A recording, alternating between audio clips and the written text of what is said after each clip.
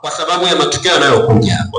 Na tuiombee Tanzania amani. And let's pray. Kama nilivyokuwa nikiongea mara kwa mara, tuiombee Tanzania amani. For as I told you many times. Lakini sasa tuiombee na dunia nzima amani. Let's spread the word wide. Kwa nini dunia nzima? Why the word wide? Niliona viongozi wakubwa sana. I saw a very big leadership. Serikali zenye nguvu kubwa sana duniani. Very strong government. Lakini zilishindwa kutoa majibu ya amani. They failed to bring the answers to peace. Viongozi niliona. The leaders that I've seen. Roho Mungu alinichukua mpaka kwenye maeneo yao ya kazi, katika ofisi zao. The Spirit of God. Niliona ofisi zingine.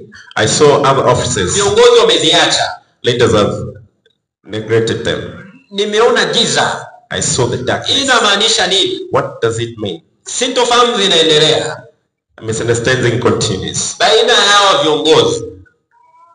Between these leaders. Na wengi watashindwa kupata majibu. And a lot of people ya kurejesha kilichopotea. Yes. Ya kurejesha kilichopotea. Yes. Mungu atusaidie.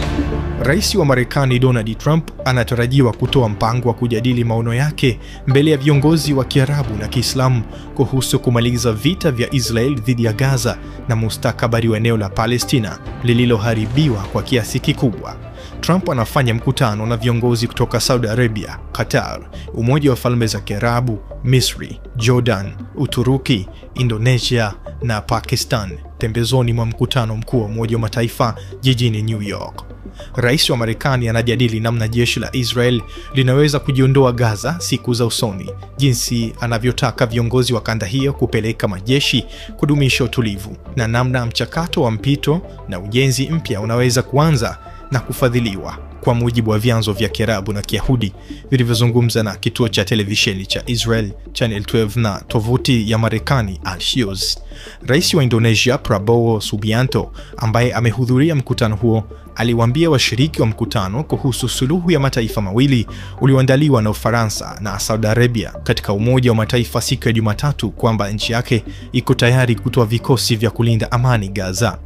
Wapo tayari kuchukua nafasi yao katika safari ya kuelekea amani. Tuko tayari kutoa vikosi vya kulinda amani, alisema. Siku ambayo Ufaransa na nchi kadhaa zingine zilitambua rasmi taifa la Palestina, zikiwemo Uingereza, Canada, Australia, Ureno na zingine zilizokuwa zimechukua hatua hiyo mapema. Mpango wa Gaza haujaandaliwa na Israeli, lakini Waziri Mkuu Benjamin Netanyahu amepewa taarifa za undani.